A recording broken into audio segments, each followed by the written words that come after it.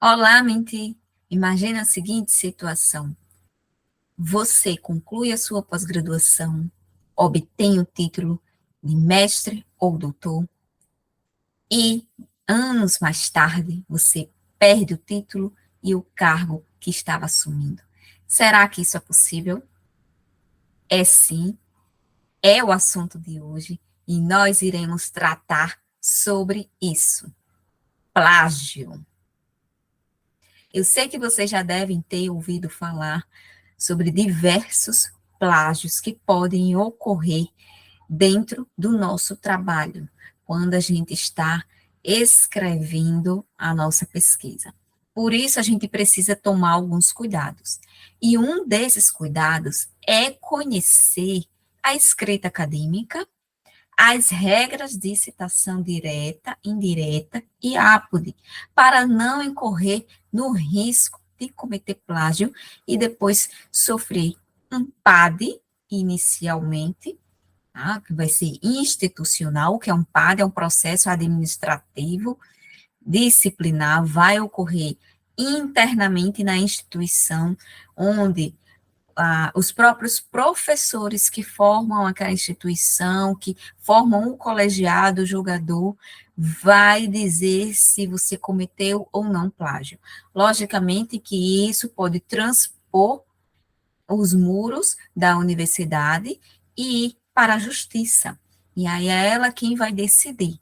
Até então, os casos que eu vou mostrar, todos eles foram decididos internamente. E eu quero que vocês acompanhem, porque é um assunto sério.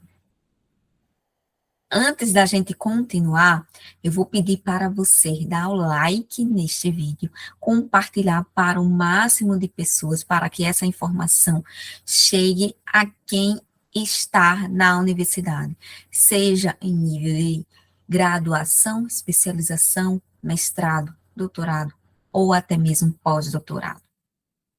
Essa informação precisa chegar para que as pessoas saibam que o ato cometido hoje pode sim ter uma consequência muito negativa futuramente.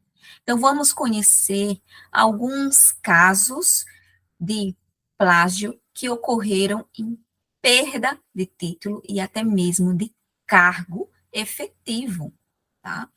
Eu não quero que vocês se assustem, mas busquem informação, busquem cursos, procure mentoria, procure uma terceira pessoa para analisar a sua escrita, para que o seu trabalho ele seja um trabalho validado, ele seja um trabalho puro. E uma outra forma também é a gente usar software para detectar possível citação que a gente não realizou de forma correta ou até mesmo esqueceu, até porque o processo da escrita ele é muito intenso e isso pode acontecer algumas vezes, tá certo? E se você chegou aqui neste canal agora mesmo, eu quero te dar as boas-vindas. Fica, acompanha, marca o sininho para ver os próximos vídeos, porque aqui neste canal a gente sempre vai trazer assunto correlato à vida acadêmica, à vida da pós-graduação.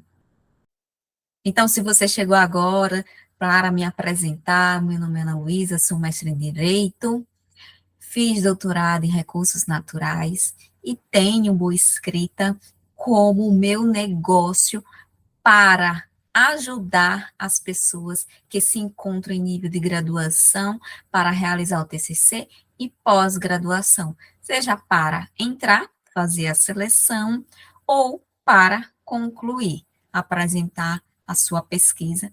E aí, na mentoria, a gente tem todo esse acompanhamento. Vamos lá agora dar início ao vídeo, ao assunto do dia, que é plágio. O plágio, como vocês sabem, pode ser cometido de várias formas. Mas um caso que também eu achei interessante trazer para vocês é um caso que foi julgado como atecnia. E o que é isso? A tecnia é o desconhecimento da técnica. É quando o colegiado julga que a pessoa não teve a intenção de cometer plágio. De certa forma, ela fez até a referência da citação ou da tabela, do quadro, da figura que ela tenha usado, né, do material que ela usou de outra pessoa, porém fez da forma incorreta. Por exemplo, era direta e colocou como indireta, esqueceu a página. Isso é, quando a gente passa no software, ele vai acusar como plágio, mas o colegiado julgou como atecnia, ou seja, um desconhecimento da técnica. Agora, veja só, a pessoa já está com o título, já fez concurso, já está há anos recebendo a remuneração como um doutor, já está em função de alto cargo dentro, né, de uma instituição de ensino, e de repente ter que passar por isso, porque não conhece a forma correta de citar.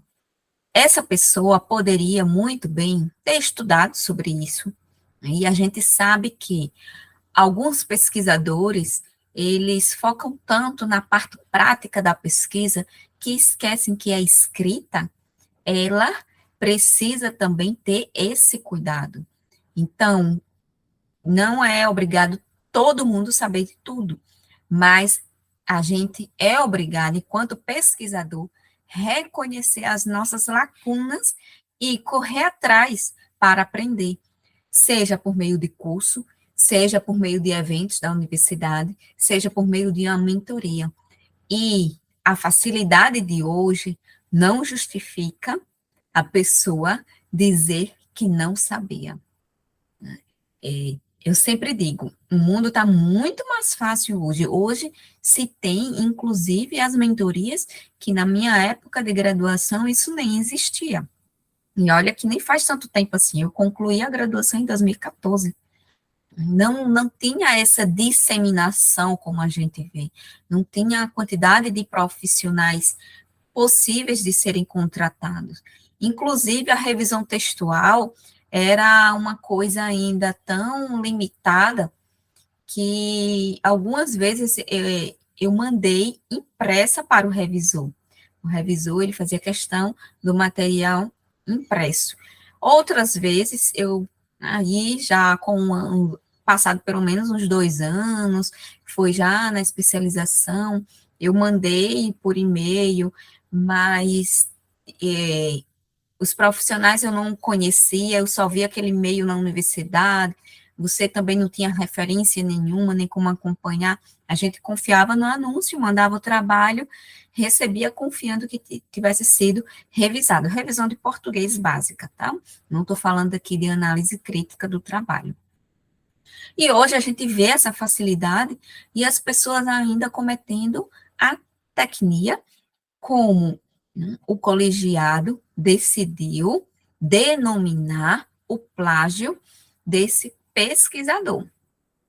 E aí a gente tem um caso muito recente de uma outra pesquisadora que foi acusada de plágio e ela já perdeu o título. Todos esses dois casos vocês podem ver na figura que eu vou mostrar agora para vocês. Essa segunda pessoa já estava também em um alto cargo, mas diferentemente do primeiro caso que eu mostrei a vocês, que eu já falei a vocês, essa pessoa, ela não teve o julgamento como atecnia, mas como plágio. Eu não obtive detalhes, eu não tive acesso ao material, diferentemente do primeiro caso, que eu tive acesso, ainda quase fiz um parecer técnico, né, mas eu cheguei a avaliar esse trabalho, esse primeiro trabalho. O segundo trabalho eu não conheço, e estou trazendo a informação conforme foi publicado no G1 do Rio Grande do Norte. Então, por causa de plágio, foi cassado o título de uma reitora, para você ver como é importante e como não tem tempo algum, né? A partir do momento que se conhece, é julgado, tá? Não existe isso, obtive o título já há 10 anos, então, se tiver plágio ou não, ninguém tira mais esse título de mim. Não, não, não, não. Porque aí esse caso se dá a partir do conhecimento do plágio. Então, veja que a sua vida toda, se você cometeu plágio, você nunca vai dormir tranquilo exatamente por isso. Você não sabe qual é o dia em que você responderá um processo administrativo ou um processo criminal por plágio. E olha que pode responder pelas duas coisas. Já na Universidade Federal de Minas Gerais, dessa vez foi cassado o título de uma ex-estudante da Faculdade de Letras. Veja que não tem questão de área, não é porque a pessoa é de exatas, que foca muito em laboratório, por exemplo, de saúde, que dá mais atenção em laboratório, que esquece a escrita. Aqui não tem caso nenhum específico e somente de área de pesquisa. Veja que a Faculdade de Letras e a pessoa perde o título, tem o título cassado por conta de plágio. E eu vou dizer mais a vocês. Já me procuraram para fazer trabalho em nível de doutorado, pessoas da área de letras e literatura. Pasmem, pessoas da área de educação. O que eu mais recebo são propostas desse nível. Tá? As pessoas querem que eu faça o trabalho por elas, para elas. E aqui no Boa Escrita a gente não faz. Se você tem esse interesse, por favor, pode parar o vídeo, porque o canal Boa Escrita não é para quem quer trabalho pronto. Aqui a gente ensina como se faz pesquisa. E quem quer fazer pesquisa é porque assumiu que quer ter esse trabalho, tá? Então, veja que é possível perder o título. A, a primeira, o primeiro caso que eu trouxe para vocês, ele é do ano, ocorreu durante a pandemia, mas acho que ele foi julgado em 2021, salvo engano, tá? Já o da UFRN está super recente, como vocês podem ver, eu vou colocar a imagem novamente, é de 2023, tá? E o da UFMG, como vocês podem ver agora, a imagem, o caso é de 2015. Veja que eu tinha um ano só de formada e já tinham pessoas perdendo o título por causa de plágio. Algo que, gente, pelo amor de Deus, se foi sem intenção, algo que pode ser corrigido ao longo do tempo. Basta você assumir que não sabe, basta assumir que precisa aprender isso e buscar. E aí, eu vou trazer também um caso internacional para vocês, tá? Que é de presidente e ministra derrubados. O caso é de 2012 e 2013. A gente trouxe a matéria aqui do Terra, a gente resgatou essa matéria de 2015. Vou mostrar agora para vocês poderem acompanhar o que eu estou a dizer. São casos internacionais, então veja que o plágio ele não é somente cometido aqui no Brasil. Não é o famoso jeitinho brasileiro. Um caso, o da ministra, é da Alemanha, e ela cometeu esse crime e terminou tendo que sair do cargo de ministra. Então, veja que uma tese defendida há 30 anos, a fez passar por um processo de perda, de cassação de título. Isso porque foi cometido plágio. Tá? Então, como eu disse a vocês, não existe tempo para que isso se perca, para que ninguém passe mais por um processo de perda de título. E o caso do presidente, o presidente da Hungria, ele terminou renunciando ao cargo por conta da acusação de plágio. Bom, A acusação em si, a matéria fala da acusação em si. Claro que uma pessoa acusada, ela, a gente não pode ter como uma pessoa que realmente, de fato, cometeu aquele crime. Mas veja que o simples fato de ter sido acusado já tornou aquela pessoa tão envergonhada que a fez renunciar os cargos. Logicamente que para se dedicar à defesa. Mas esses dois casos aí vocês podem pesquisar depois, realmente foram reconhecidos como plágio posteriormente. E trouxemos aqui também, eu já trouxe duas universidades do Nordeste, trouxe uma do Sudeste, e vou trazer uma das universidades mais famosas do Sudeste, que é a USP.